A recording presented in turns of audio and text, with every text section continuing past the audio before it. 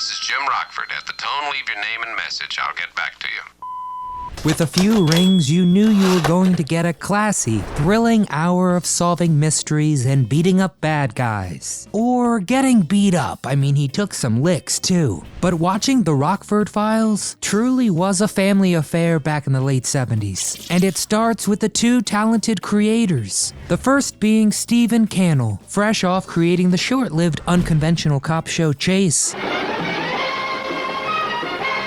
But it was early in his career, before the A-Team, before 21 Jump Street. And the other head honcho was Roy Huggins, who had previously worked with James Garner on a handful of episodes of Maverick, before he created the wildly popular 60s show The Fugitive. And with this talented bunch leading the way, I mean, why was there a sudden break? And frankly, an unsatisfying finale? And what other files or surprises were hidden away? What health scares and personal feuds went on behind the scenes? I'm your host, Nostalgic Nick, and today we're investigating the subtle, secret ways the Rockford Files gave us a series worthy of multiple primetime Emmys and made it to the top 50 of TV Guide's greatest shows of all time. If you enjoy today's case, be sure to give it a thumbs up for us, and subscribe to the channel so you never miss a beat. Now, let's reopen the Rockford Files.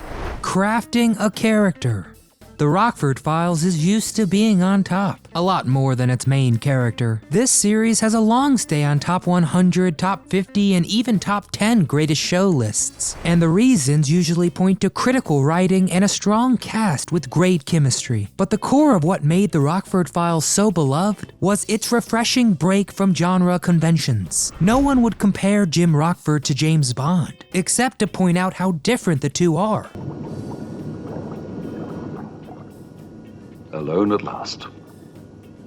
One's a suave ladies' man, and the other is hapless, usually broke, and sometimes doesn't even hurt the bad guy he's fighting, or simply hurts himself. And casting this lovable everyman was no problem. Co-creator Huggins knew Garner from his iconic Maverick, and it was the spirit of Maverick that inspired Huggins to reshape it into Rockford. It gave him the perfect setup to keep the same formula. Brett Maverick was a break from the strong, danger-loving cowboy. Maverick was unusually wholesome, instead of morally gray, and the guy was in no rush to get hurt. Sound familiar? Huggins decided to take Maverick from the 1800s to present day, this time breaking the private eye norms. Jim Rockford didn't carry a gun permit or a gun. Instead, it lived in a cookie jar covered in coffee beans. Shootouts were too violent for the story they wanted to tell, so we got car chases instead, further ingraining this different but exciting series. Originally, this bumbling character was intended to be utilized in the dramatic crime series Toma, which Huggins wrote 13 episodes for, but the networks read the script and said, wait, this is way too funny, and instructed him to remove the humor. The rewritten script was used for the pilot of Toma, but the Rockford energy was still too jarringly funny for NBC. Garner was a no-brainer match for Rockford. I mean, it's kind of his birthright. His full name is James Scott Garner, and this iconic character was named James Scott Rockford.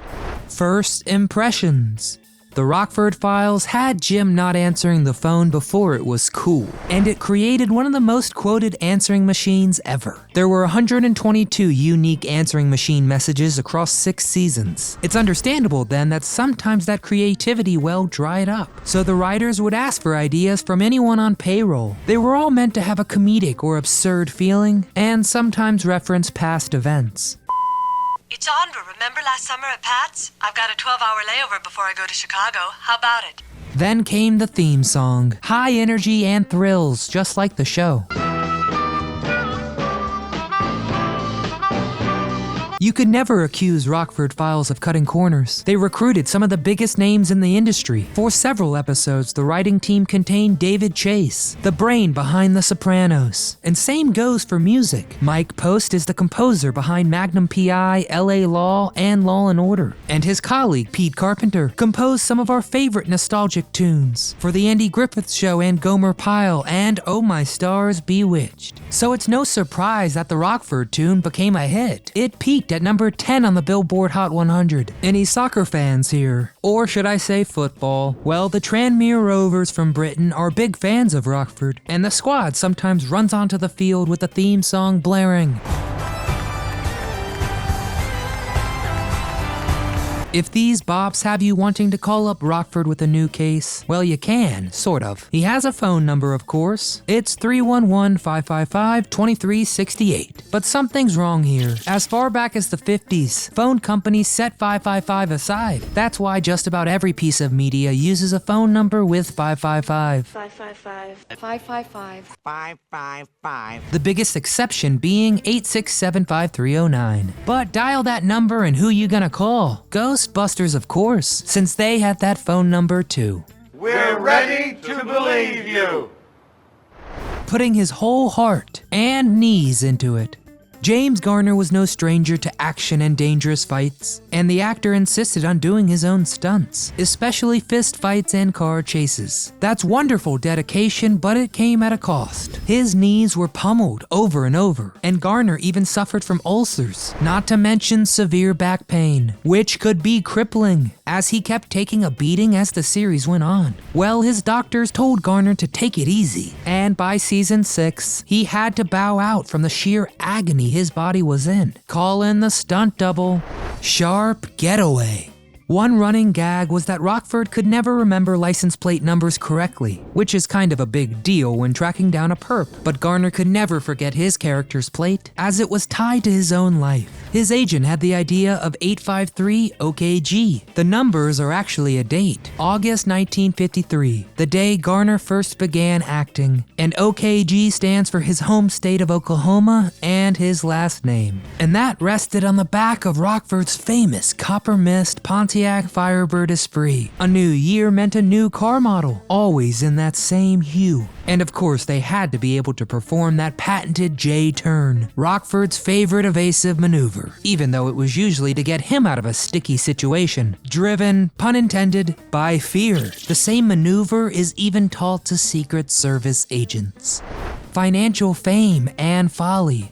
Just as powerful as its main cast was, Rockford's slew of supporting characters and guest stars was impressive too. In the past, Universal paid Garner $25,000 per episode, and it also hosted many big names in the industry, like Bill Mumy of Lost in Space fame, Abe Vigoda from Barney Miller, the Bionic Woman herself Lindsay Wagner, and even Tom Selleck.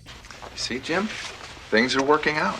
Later on, Magnum characters would even reference this episode of Rockford Files. All these big names shone bright under the balmy, clear skies of scenic Malibu, Los Angeles. The Rockford Files spared no expense, recruiting the best and filming on location with authenticity whenever possible. Jim's trailer was filmed right along the Pacific Coast Highway. In fact, head on over to 29 Cove Road if you want to go on a Rockford pilgrimage. A lot of the stunts were practical too, like when Jim's gorgeous car was actually damaged, and that meant needing repairs or even replacements. Garner once said producers paid $700 once for a wooden crate, just to break it in a shipyard that was already full of wooden crates. This dedication had a hefty price tag. Some inside sources say the show lost money into the millions. So when the series lost its leading man, NBC decided to pull the plug as well, just halfway through the season. Yikes.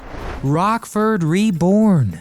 By the time Garner was done with the Rockford Files the first round anyway, he was nominated for an Emmy 5 straight years, winning the lead actor in 1977. But that didn't mean everything was rosy when the camera stopped. Like any great series, Rockford Files got a lot of exposure when it went to syndication, and of course more profit potential too. Universal had hope for Rockford, and thought promoting it would spark enough interest that it could start up again. Problem was, Garner didn't think he was getting paid enough, and this was a problem for a while. His response? Sue Universal for $2.2 million, or 37.5% of the net profits. The ensuing battle lasted years, and finally Universal settled with the actor outside of court. No one knows the exact terms, but thankfully it was enough to broker some peace. So much so that we got to see Garner in that gorgeous Pontiac Firebird once again.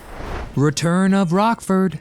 When the dust settled from the contract disputes, actor and studio agreed to 8 TV movies, this time on CBS. For the most part, it was the cast reunion we always hoped for, except sadly Noah Beery died in 1994. So the first in the series had a nice dedication to his memory, saying, quote, We love you and miss you, Pidge. Of course, referencing Noah's nickname. The films released from 1994 to 99 took place 15 years after the show's unexpected mid-season ending. They stayed true to the charm of the original, but didn't quite have the same energy, which was pretty deliberate too, since the whole passage of time was felt. For one thing, spoiler, Rocky dies, delivering a sobering reminder of the importance of life. They also leaned into Garner's own aging and physical limitations. Injuries caused him to step down the first time, and aging is practically a plot point in the movies. It just doesn't go away after all. And everyone loves callbacks, which worked great for the films. Old contacts could reappear and ask for help, and of course Rockford obliged. But this time we could see and even hear the toll it took on him. It was also the show's chance to tie up some loose ends. Viewers finally got some closure, but what do you think? Did it work?